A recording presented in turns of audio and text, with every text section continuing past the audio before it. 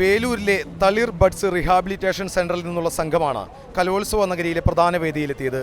19 കുട്ടികളും അവരുടെ രക്ഷിതാക്കളും അധ്യാപകരും പഞ്ചായത്ത് അംഗങ്ങളും അടങ്ങുന്ന സംഘത്തെ കളക്ടർ സ്വീകരിച്ചു. ഏറ്റവും നല്ല ഭിന്നശേഷി പഞ്ചായത്തായ വേലൂരിലെ കുട്ടികളെ തന്നെയാണ് ജില്ലാ കളക്ടർ തൃശൂർ പൂരം കാണിക്കാനും കൊണ്ടുവന്നത്.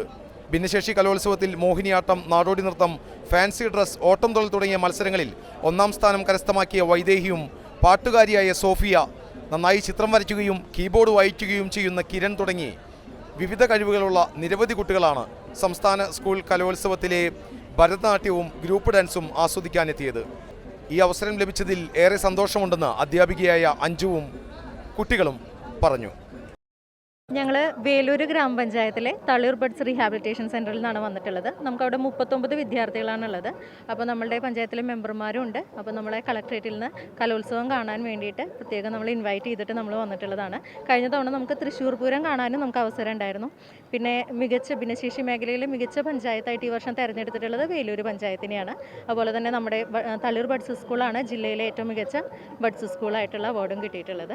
അപ്പോൾ നമുക്ക് നല്ല കലാകാരന്മാരായിട്ടുള്ള കുട്ടികളുണ്ട്.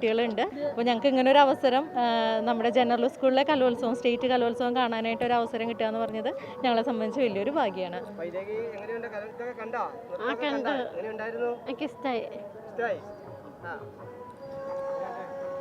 എനിക്ക് ഇഷ്ടമായി.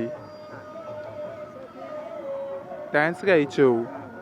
കുട്ടികൾക്ക് മികച്ച അനുഭവമാണ് സമ്മാനിക്കാൻ കഴിഞ്ഞതെന്ന് പഞ്ചായത്ത് ക്ഷേമകാര്യ standing committee chairperson Shiny Jibin പറഞ്ഞു. ഞാൻ ഇപ്പോഴത്തെ ക്ഷേമകാര്യ സ്റ്റാൻഡിംഗ് കമ്മിറ്റി ചെയർമാനാണ്.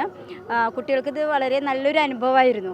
അവർ ഈ കലയുമായി ബന്ധപ്പെട്ട് ഒത്തിരി പേര് ഇതിൽ നന്നായി പ്രാഗൽഭ്യം തെളിയിച്ച മക്കളാണ്. അപ്പോൾ അവർക്ക് ഈ ഒരു അവസരം തന്ന സർക്കാരിന്, അതുപോലെ തന്നെ വിദ്യാഭ്യാസ യൂണിറ്റിന് എല്ലാവർക്കും പ്രത്യേകം നന്ദി.